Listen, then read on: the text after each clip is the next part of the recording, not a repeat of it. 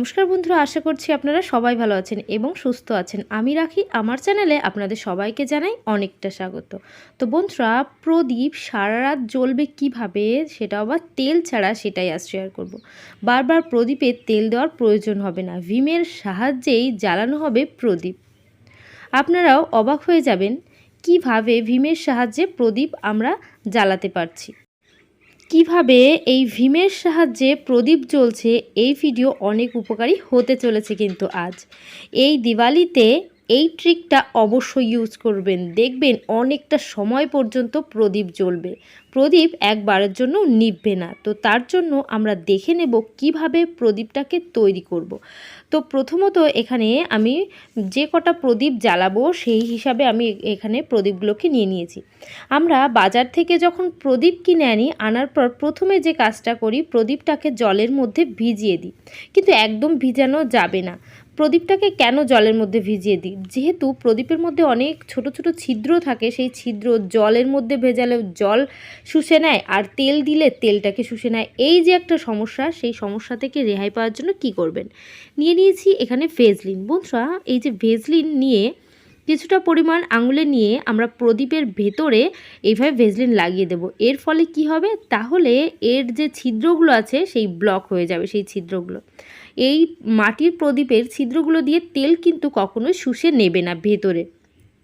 তো বন্ধুরা, আমরা একটু ভেজলিন এইভাবে প্রত্যেকটা প্রদীপের মধ্যে লাগিয়ে দিলে এই প্রদীপ কিন্তু ভেজলিনের কারণেই অনেকটা রাত পর্যন্ত জ্বলবে। যতগুলো প্রদীপ এখানে জ্বালাবেন, দেখবেন খুব সুন্দরভাবে প্রদীপ জ্বলছে, সেটা আবার সারাটা রাত। তো আমরা এখন এই প্রদীপটাকে রেডি করে নিচ্ছি, ভেজলিনের সাহায্যেই রেডি করে নিলাম। রেডি করার পর এইবার আমরা কি করব, এই যে প্রদীপটাকে আমি একটা প্লেটের মধ্যে গুছিয়ে নেব। বন্ধুরা, একটা প্লেটের মধ্যে এইভাবে গুছিয়ে নিচ্ছি। এইবার আমাদের যে ভীমের কি প্রয়োজন সেটাই দেখাবো। তো বন্ধুরা, এই যে ভীমের যে প্যাকেটগুলো আছে, সেই প্যাকেটগুলো খালি দেখে একটা প্যাকেট নিয়ে নেবেন। নিয়ে ভীমের প্যাকেটের সাহায্যে কিন্তু দেখবেন নিশ্চিন্তে প্রদীপটা জ্বলছে, আবার কিছুই কিন্তু নিভছে না।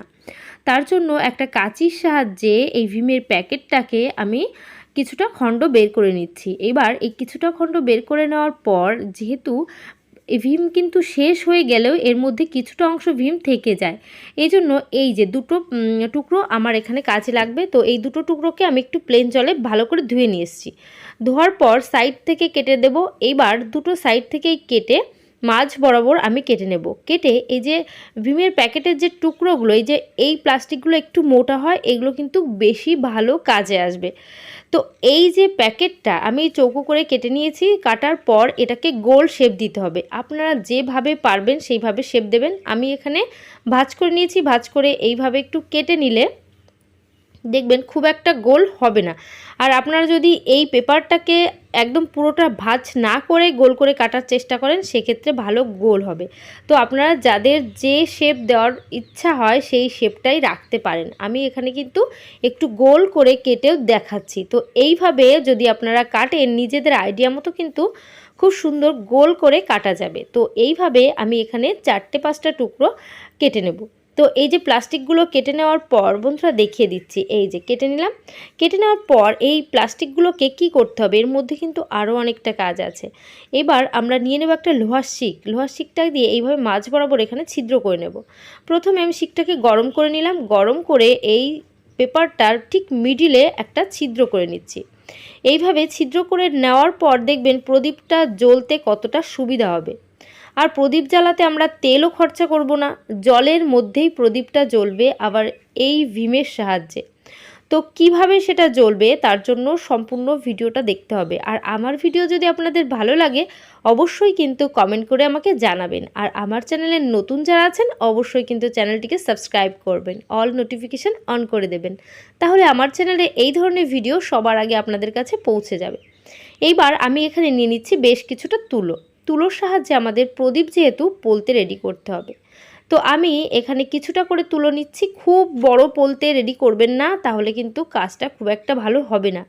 পোলতেটা একটু ছোটো মতো করবেন, আবার একেবারে ছোট করলেও হবে না, একটু মিডিয়াম সাইজের। এই যে আমি যেভাবে করছি, এইভাবে পোলতেগুলো আপনারা পাক দিয়ে নেবেন। আমি এখানে দুটো পোলতে রেডি করে দেখিয়ে দিচ্ছি। তো এইভাবে পাক দিয়ে পোলতেগুলো রেডি করার পর আমরা কি করব, আমরা একটা মিশ্রণ তৈরি করব, যার মধ্যেই পোলতেগুলোকে ভিজিয়ে দিতে হবে। সেই মিশ্রণটা আমরা কি করব তার আগে দেখিয়ে দিই। 4টে পোলতে এখানে আমার রেডি হয়ে গেছে। তো বন্ধুরা এখানে একটা প্লেট নিয়ে নিয়েছি। প্লেটের মধ্যে আমরা দিয়ে দেব কর্পূর। তো কর্পূর কিন্তু আগুনকে জ্বালাতে কতটা সাহায্য করে আমরা সবাই জানি। তো এখানে কর্পূরের একটা টুকরোকে নিয়ে হাতের সাহায্যে চেপে এটাকে গুঁড়ো করে নিচ্ছি। এই যে কর্পূরটা নিয়ে নিলাম, কর্পূরের মধ্যে দিয়ে দেব আমরা পরিমাণ মতো তেল, মানে একটা চামচের 1 চামচ মতো তেল এখানে আমরা অ্যাড করব। আমি একটু আন্দাজ মতোই দিয়ে দিয়েছি।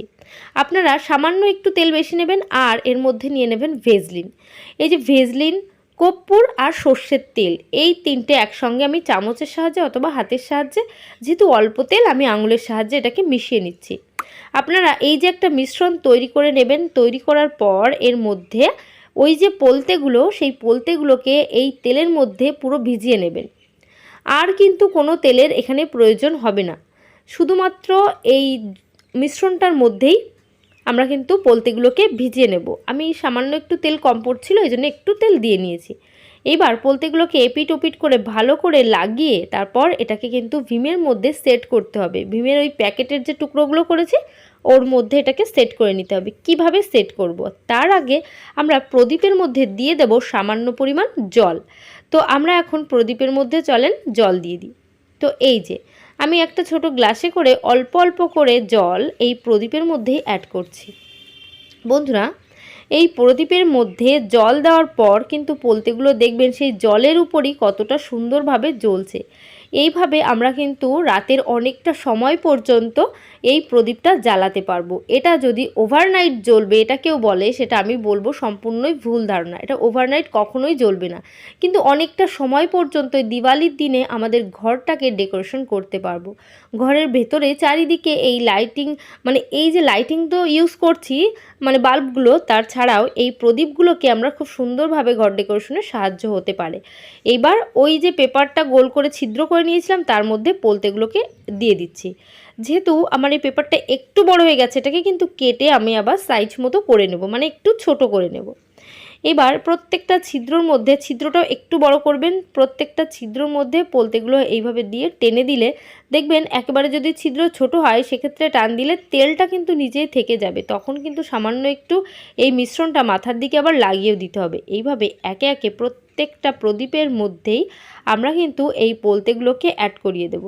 বন্ধুরা এইভাবে দেওয়ার পর আপনারা দেখবেন খুব সুন্দরভাবে কিন্তু এই প্রদীপগুলো জ্বলছে। আর তার আগে আপনারা যেটা করবেন, আমি এখানে প্লেন জল নিয়েছি, আপনারা যদি চান একটু কালারিং জল করবেন সেক্ষেত্রেও আপনারা সামান্য একটু কালার অ্যাড করে নেবেন, তাহলে দেখবেন খুব সুন্দর দেখা যাচ্ছে। যেহেতু মাটির প্রদীপ তার মধ্যে অনেকটা সময় পর্যন্ত এই পোলতেগুলো জ্বলবে। যদি একটু কালারিং জল হয় তাহলে কিন্তু দেখতে অনেকটা সুন্দর লাগবে। যেহেতু আমরা ঘরটাকে ডেকোরেশন করব এই দিওয়ালিতে, সেহেতু জিনিসটা কিন্তু দেখতে আমাদের চোখে অনেকটা সুন্দর লাগবে। আপনারা কিন্তু যে কোনো ফুলের মাঝেও এটাকে গুছিয়ে দিতে পারেন, আবার ঘরের এখানে ওখানে একটা একটা করে প্রদীপ দিয়েও ঘরটাকে সাজিয়ে তুলতে পারেন। এইভাবে কালারিং জল আমি করে নিলাম। করার পর আমরা এর মধ্যে পোলতেগুলো দিয়ে নিয়েছি। এইবার পোলতেগুলোকে আমি জ্বালিয়ে দেখিয়ে দেব যে কতটা সুন্দর লাগছে।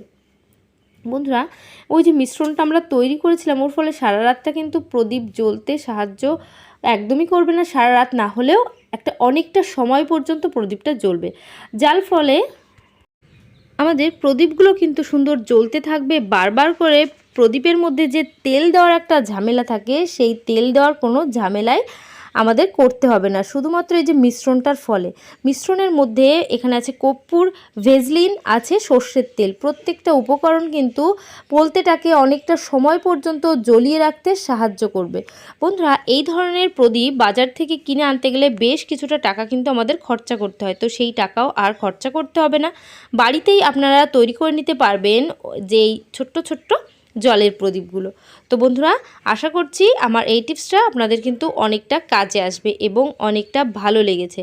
যদি ভালো লাগে অবশ্যই কিন্তু আমাকে একটু কমেন্ট করে জানাবেন। আর আমার ভিডিও কে কোথা থেকে দেখছেন আমাকে কমেন্ট করে জানালে আমি বুঝতে পারবো আমার ভিডিও কোন পর্যন্ত পৌঁছাচ্ছে। তো বন্ধুরা আজকের ভিডিও আমি এখানে শেষ করছি। সবাই ভালো থাকবেন, সুস্থ থাকবেন। আবার নেক্সট ভিডিওয় তাড়াতাড়ি দেখা হবে। তো বাই, টাটা, আবার নেক্সট ভিডিওয় দেখা হবে।